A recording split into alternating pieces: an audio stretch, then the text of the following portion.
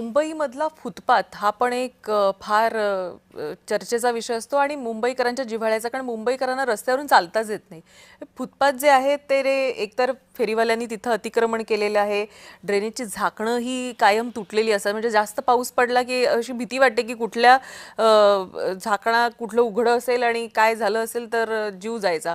त्यामुळे जेव्हा मुंबई भरते तेव्हा मुंबईकर आधीच धास्तावलेला असतो आणि त्याच्यामध्ये ही ड्रेनेजची झाकणं, कंत्राटदारांची रेती खडी हे सगळं जे आहे, कुठेतरी मुंबईकर हे जीव मुठीत धरून मुंबईमध्ये जगतायत असं आपल्याला वाटतंय का? याचे दोन मुद्दे आहेत की आजच निर्णय झालेला आहे की याच्या पुढे मुंबई शहरातले सगळे फुटपाथ हे स्टॅम्प कॉन्क्रीटमध्ये तयार करण्यात येतील.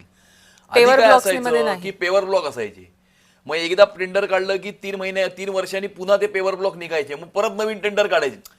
हे काय उद्धव ठाकरेजींच्या काळामध्ये या सगळ्या गोष्टी व्हायच्या. कुठलंही काम हे 5 वर्षापेक्षा जास्त टिकलंच नाही पाहिजे. 3-4 वर्षात परत त्याचं काम निघालं पाहिजे. आपल्याकडे हायवेला पेवर ब्लॉक्स कारण लावलेले आहेत. काम निघालं तर ते स्टँडिंगला येणार आणि हे स्टँडिंग कमिटीच्या दर आठवड्याच्या 5% जगतात. आणि त्यामुळे या पेवर ब्लॉक कम्प्लिटली बंद करून फुटपाथ जे आहेत ते फुटपाथ स्टॅम्प कॉन्क्रीटमध्ये तयार करून 15, 20, 25 वर्ष टिकतील अशा प्रकारचे फुटपाथ निर्माण करणं याचा निर्णय झालेला आहे. याच्यानंतर कुठलाही फुटपाथ हा पेवर ब्लॉकमध्ये तयार करण्यात येणार नाही.